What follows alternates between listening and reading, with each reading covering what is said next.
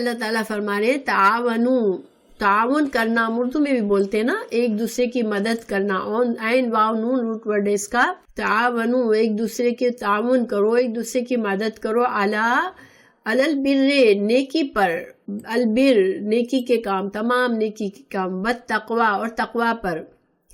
یعنی کہ جب کوئی تقوی اور نیکی کا بڑا کام ہو رہا ہو تو تم اس میں اپنا حصہ ڈالو، تم مدد کرو، ولا اور نہ، تعاونو تم تعاون کرو، علی الاسم گناہ کے کام پر، والعدوان اور زیادتی کے کاموں پر۔ یہ ایک بہت بڑا اہم اصول ہے اس آیت میں کہ اسلام ہمیں کیا سکھاتا ہے کہ ہم کسی زیادتی والے غلط کام میں ہم اپنا حصہ نہ ڈالیں۔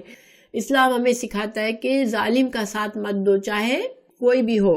ایک حدیث ہے رسول اللہ صلی اللہ علیہ وسلم نے فرمایا اپنے بھائی کی مدد کرو، خواہ وہ ظالم ہو یا مظلوم۔ تو ایک آدمی نے عرض کی اے اللہ کے رسول، جب وہ مظلوم ہو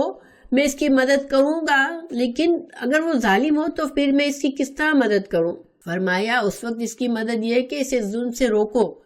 یعنی کہ ظالم کو اس کے ظلم سے روکنا، یہ مدد کرنا ہے اس کی، کہ وہ انسان اپنے غصے میں، غیظ میں، غضب میں اگر ایک انسان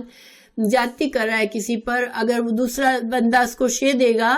یا خاموش رہے گا تو وہ سمجھے گا کہ میں صحیح کر رہا ہوں، لیکن اگر دوسرا بندہ آ کے اس کو کہے گا کہ تم یہ غلط کر رہے ہو تو وہ شاید سوچے گا کہ ہاں میں کہیں غلط تو نہیں کر رہا۔ یہ بخاری کی حدیث ہے، ٹھیک ہے۔ تو یہ ایک اصول ہے اسلام کا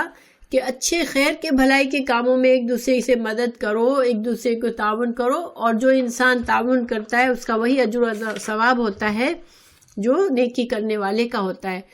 اور برائی کے کاموں میں، ایک دوسرے پر زیادتی کرنے کے کاموں میں، گناہ کے کاموں میں کسی کو ساتھ مت دو، ورنہ تمہارا گناہ وہی ہو جائے گا۔ ایک دوسرے کو ایک معاشرے میں، ایک گھر میں، کسی بھی طرح سے اللہ کے بندے ہو کر اس دنیا میں تم اس طرح ہو کہ نیکی کے کاموں میں صرف ساتھ دو، اچھے کاموں میں لوگوں کا تعاون کرو، اور برائی کے کاموں میں نہ ساتھ دو۔